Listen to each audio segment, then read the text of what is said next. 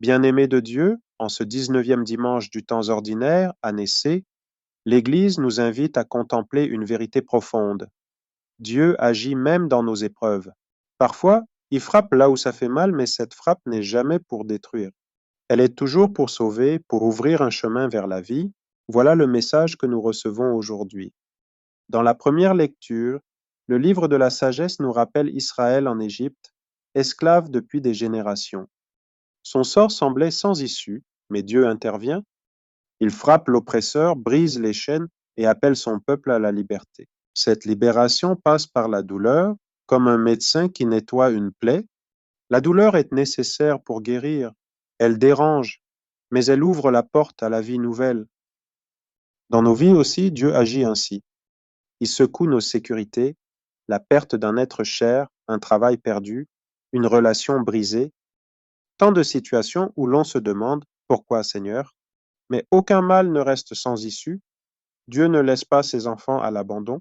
Il casse parfois pour reconstruire, ferme une porte pour en ouvrir une autre, plus belle et plus sûre. Le psaume de ce jour nous éclaire. Heureux le peuple dont le Seigneur est le Dieu. Ce bonheur ne réside pas dans l'absence d'épreuves, mais dans la présence de Dieu au cœur de la lutte. Paul et Silas en prison chantent la louange. Leurs chaînes ne les empêchent pas d'adorer. Et soudain, les portes s'ouvrent.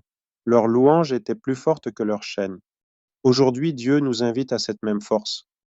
J'ai connu une femme qui a tout perdu dans un incendie, maison détruite, souvenirs partis en fumée, mais elle a commencé un carnet de gratitude. Chaque jour, elle écrivait une chose pour laquelle remercier Dieu. 3 mois plus tard, sa vie avait changé. La reconnaissance n'est pas un luxe, c'est un levier puissant qui ouvre les portes fermées. Même au cœur de la tempête, choisit de rendre grâce. C'est la clé qui change l'atmosphère. Comment garder la foi quand tout semble perdu? Abraham nous montre le chemin. Dieu lui dit, pars, sans lui montrer la route. Il part dans la confiance, avançant dans l'inconnu. C'est ça la foi, un muscle qui se renforce quand on la met en action. Jésus dans l'Évangile nous dit, tenez-vous prêts. Être prêt, ce n'est pas seulement commencer, mais persévérer jusqu'au bout. Gérer sa vie, son temps, son cœur avec fidélité. Être fidèle dans les petites choses, c'est préparer la victoire à venir. Certains attendent un grand miracle, mais Dieu attend que nous mettions nos affaires en ordre. Pardonner, régler une dette, changer une habitude. La vigilance, c'est aussi cela. Alors, que faire concrètement cette semaine? Premièrement, relisez elle le désert que vous traversez. Nommez votre épreuve. Demandez au Seigneur, que veux-tu nettoyer en moi? Notez la réponse si elle vient. Deuxièmement, tenez un carnet de gratitude. Chaque jour, écrivez au moins une chose pour laquelle remercier. Même petite, cette louange transforme l'atmosphère spirituelle.